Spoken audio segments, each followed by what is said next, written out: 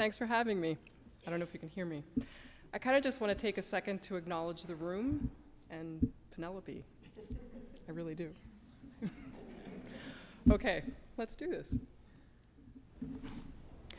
I came to this project from a lifelong obsession with landscape. Moving from Pittsburgh, Pennsylvania to southern Vermont made me want to discover what was here and what shaped the state. Marble represents many things: geologic time, history of memorial, industry, and through these, identity. Marble makes something of value.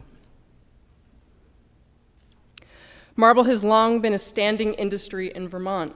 Some of the earliest quarries date back to the late 1700s, the same time that marble was gaining popularity in the neoclassical sculptures and architectural plans. In the 1860s, Danby Quarry was advertised as fine Italian marble to add to its allure. The Civil War resulted in well over 700,000 Union and Confederate deaths. Thus, Arlington National Cemetery was formed. Never before or since have there been so many deaths at once in this country from war. Grave markers were made quickly, and they were made out of wood. Between 1878 through 1908, Redfield Proctor was a governor of Vermont, the nation's Secretary of War, and finally a Vermont senator. He used his political office to assure that the marble from his quarries was used in national buildings and to replace the wooden headstones at Arlington. He was satirized with the name Tombstone Proctor. Through the Vermont Marble Company, Proctor owned quarries in Vermont, Colorado, and Alaska. Business boomed. At one time, it was one of the largest employers in the United States. This is a page from a photo album from about 1945, and it features activity at the Danby Quarry. Shipping the marble helped cause the expansion of the nation's railroad system. The company recruited workers from the large influx of immigrants at Ellis Island. Italians, Finns, and many other nationalities found their home in the marble quarries and mills in Vermont. However, Proctor's grandchildren were not interested in continuing the business. Vermont Marble Company was sold in 1970 as part of a package deal to Omia, a Swiss conglomerate most known for its calcium carbonate production. Calcium carbonate is basically powdered marble. It's an ingredient in everything from paper whitener to Teddy Grahams to Tums to toothpaste. Some of the quarries that were a part of the Vermont Marble Company are now independently owned. Many of the other quarries are seemingly abandoned, and some are marked as historical sites, their own memorials. Landowners overlook local teens looking for an unsupervised place to hang out, and the tourists looking for the ultimate swimming holes. Omia's purchase of the Vermont Marble Company included the Danby Quarry. Uninterested in dimensional stone, Omia gave a 99-year lease to RED Graniti, an Italian multi-conglomerate company which owns and/or operates quarries on 5 continents. Danby employs room and pillar mining. Americans make, Italians break.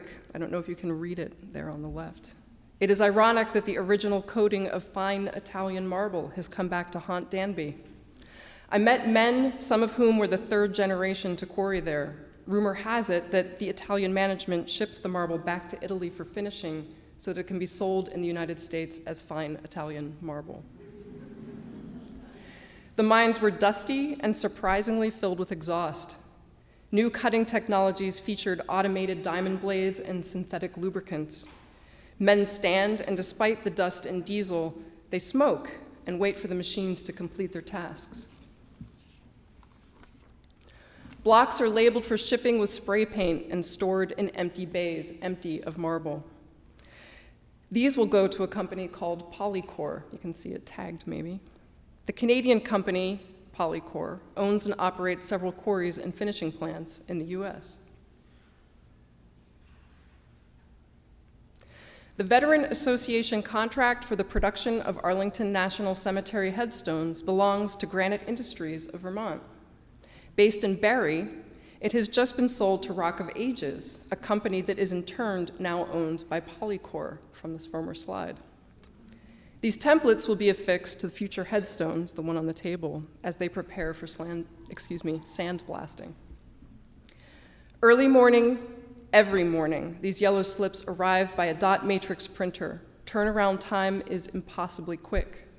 No matter how many slips arrive, the stones must be completed. The slips follow the entire production of each gravestone. When I was photographing, I was fascinated by these inadvertent still lives. Thanks to Proctor, Danby marble is still used to create these gravestones. Religious symbol guides are everywhere to ensure that the correct sign will appear at the top of each gravestone. Recent Iraq deaths will be made next to survivors of World War II veterans who have recently passed. These quarries and finishing workshops are complex spaces. Women are fantasies, or perhaps occasionally sitting behind a secretarial desk. They are spaces filled with manual labor, and the workers are full of pride for the craftsmanship they employ and the stones they create. While the industry globalizes, the jobs still remain local. Quarries don't move. Arlington's landscape is obviously also complex. Once the plantation of Robert E. Lee, former slaves known as contraband are buried next to the Civil War U.S. colored troops, segregated in death even as they were in life. Meanwhile, mostly white tourists flock to see the spectacle of the changing of the guard at the tomb of the unknown soldier. In the sections where burials are active, mementos are left atop graves, and lipstick kisses become their own memorials for dead husbands. While I believe that every school trip who visits the cemetery should stop in these sections, one nevertheless can't help feeling like a voyeur when you visit these sites. There are between 27 and 30 burials each weekday, with an additional 6 to 8 burials on Saturday. The cemetery is clearly quickly running out of space. Plans include the purchase of additional land, and I should note that each state has several veteran cemeteries with stones identical to those at Arlington. The postcard on the right says, "Everything is clean and quaint." The one on the left, "Everything is so pretty." It's marked how oblivious most of us are to contemporary wars and contemporary industries. Instead, we revel in the bucolic landscape of Vermont while valor and patriotism are constructed based on the scheme of a Vermont senator who owned a lot of quarries.